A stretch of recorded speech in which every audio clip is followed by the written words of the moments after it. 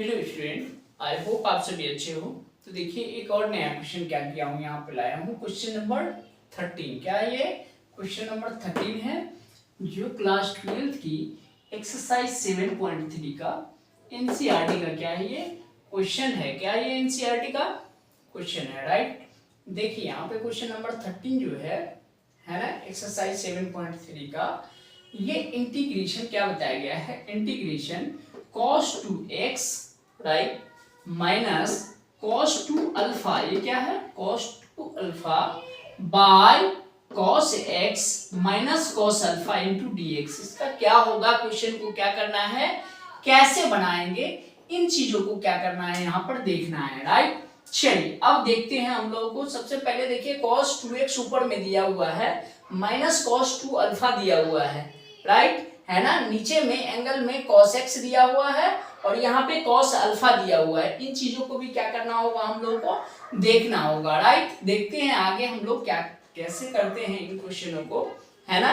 पहले तो सबसे पहले एनालाइज कीजिए कि कैसे इनको जो है डिनोमिनेटर में, न्यूमरेटर तो दिया गया है, डिनोमिनेटर भी दिया गया है, तो डिनोमिनेटर के सेटिंग में कैसे क्वेश्चन को लाएंगे, इन चीजों को भी क्या करना होगा, यहाँ पर देखना होगा, राइट। पहले फर्स्ट ऑफ ऑल इंटीग्रेशन या इनसे रिलेटेड जितने सारे क्वेश्चन हैं इनमें जो है सेटिंग पे लाना चीजों को बहुत बड़ी बात होती है, राइट ना। चलिए तो देखते हैं हम लोग यहाँ पे अगर बात करें इंटीग्रेशन का तो देन कैसे होगा।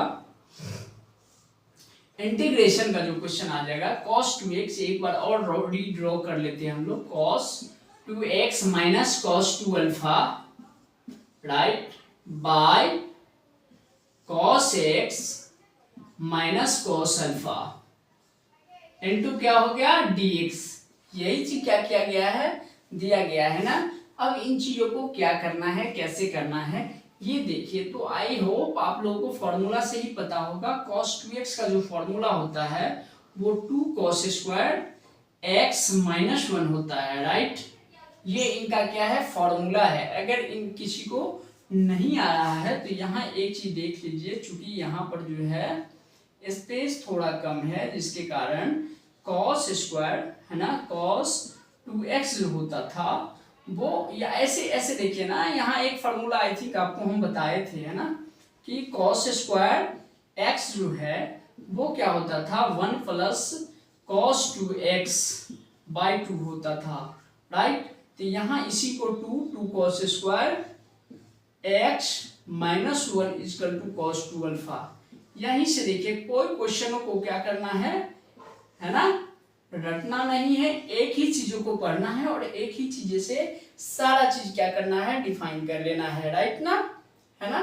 देखिए तो अब यहाँ पर जो है इंटीग्रेशन, ये थोड़ा स्पेस कम होने की वजह से ऐसा है, 2 cos स्क्वायर x माइनस 1 आ गया, माइनस इसको ब्रैकेट में ले लेते हैं 2 cos स्क्वायर x और ये क्या हो गया -1, क्या हो जाएगा ये -1। 2 cos स्क्वायर x नहीं है, 2 cos स्क्वायर अल्फा है, -1 बाय यहां पर क्या हो गया cos x minus cos alpha, right.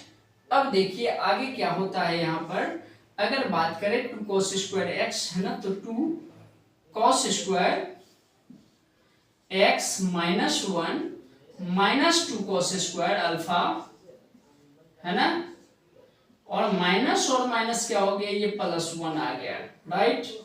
Bye क्या आ गया यहाँ पे cos x minus cos alpha, क्या हो गया cos अल्फा, ये 1 और ये 1, ये माइनस में 1 है, ये प्लस में 1 है, तो दोनों क्या हो गया यहाँ कैंसिल हो गया, राइट।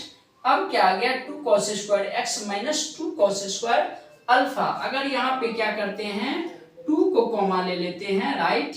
अब आगे क्या करें cos स्क्वायर x है ना minus cos square alpha by क्या हो गया cos x minus cos alpha into क्या हो गया dx, राइट ना। अब आगे इन चीजों को, ये इंटीग्रेशन I इक्वल टू है, तो आगे हम लोग क्या करते हैं यहाँ पे देखते हैं,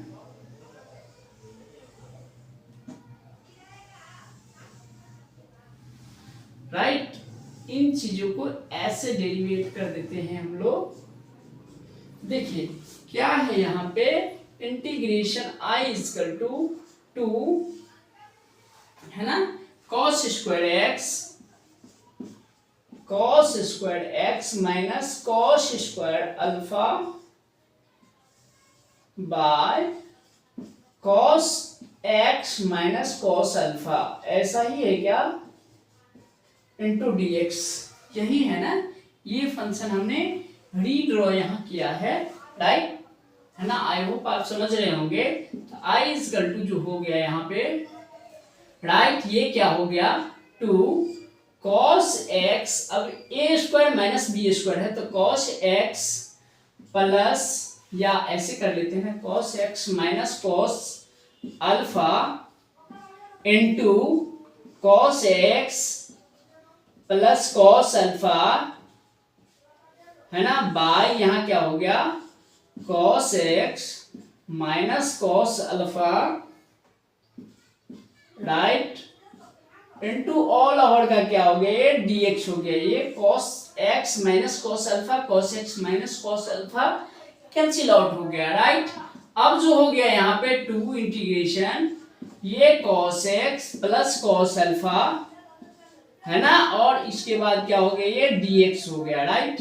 अब देखते हैं ये 2 बाहर है, अब cos x dx, है ना, प्लस 2 इंटू cos अल्फा, है ना, dx, ऐसे कर सकते हैं क्या, चूंकि ये cos अल्फा भी क्या हो जाता है, कांस्टेंट हो जाता है, चूंकि dx इसके एंगल में नहीं है तो ये भी कांस्टेंट के लिए क्या हो जाएगा, बैक आ जाएगा, पीछे आ जाएगा, राइट, है ना। चलिए देखिए यहाँ पे i इक्वल टू क्या हो जाता है 2, और cos x integration cos x dx जो होता है वो क्या होता है, sin x हो जाता है, क्या आ जाता है, sin x आ जाता है, अब प्लस 2 cos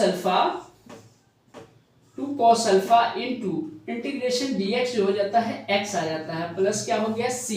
अब इन चीजों को हम लोग यहाँ ये करेंगे यहाँ पे कि 2 sin x, right, plus 2x cos alpha plus c, यही इनका क्या है, इंटीग्रेशन है, और यही इनका क्या है यहाँ पर आंसर है, राइट।